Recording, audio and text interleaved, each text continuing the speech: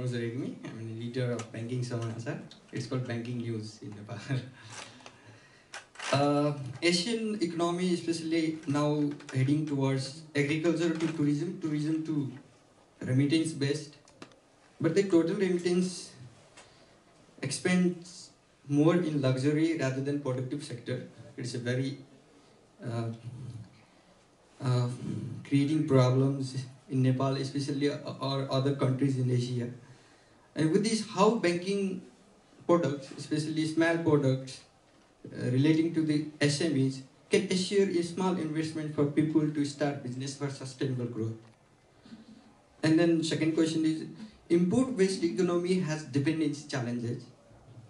And with these challenges, how bank cope these challenges to grow the sustainable uh, or we also hear about the green banking and sustainable banking, and how banks especially cope these dependency challenges in this import-based economy. Thank you. I'll answer the second part first. On sustainability, it will be wrong to look at the banks and say, banks, what are you doing for sustainability? Because banks have to lend to someone. Somebody has to make the decision to build something. So the question should be to the holding companies and the corporates of Nepal. What are you companies doing for renewable energy? Only then will the banks come in to start lending. That is usually what happens around Asia. Now, I am sure the central bank is encouraging the banks here to lend more to renewable. But I think somebody has to do something. Somebody in government should probably be talking to the ones who own the power companies and encourage them to build more renewable power companies.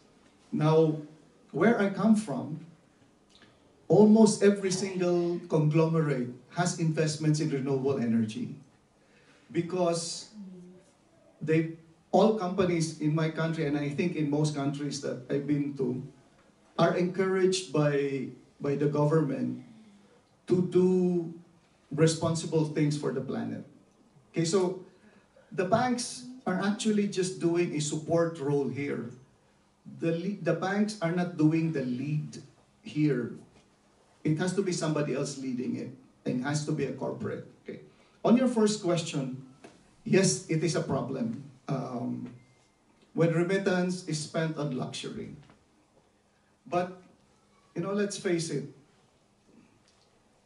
when your friends go outside to earn more money, can you blame them for buying luxuries for their families? You cannot. Because that's their dream. You are killing somebody's dream. Somebody goes out, comes back, and builds a house. That's not luxury. It's a necessity for them, except that they move up the chain of housing. If they come back and buy a car or a motorcycle, that's their dream. I cannot kill that dream. But what I can do, and what we should be doing, is encourage many of, and this is my problem as well, where I come from, encourage many of these foreign workers or workers coming back to start investing in businesses. Now the question is, do we have an infrastructure to train and help these potential businessmen get into new businesses when they come back from their work? You know what the problem really is? The problem is many of them don't really have the skills to do entrepreneurial. They don't have entrepreneurial skills.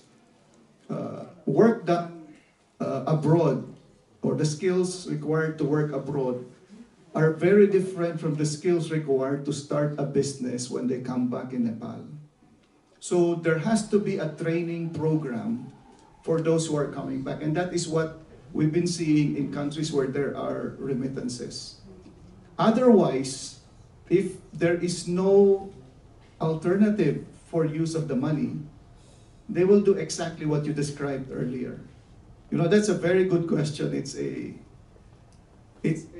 I don't want to call it a problem, but I want to call it an opportunity. Because at least there's already money coming in. The question is, what do we do with the money that's coming? Do we buy something?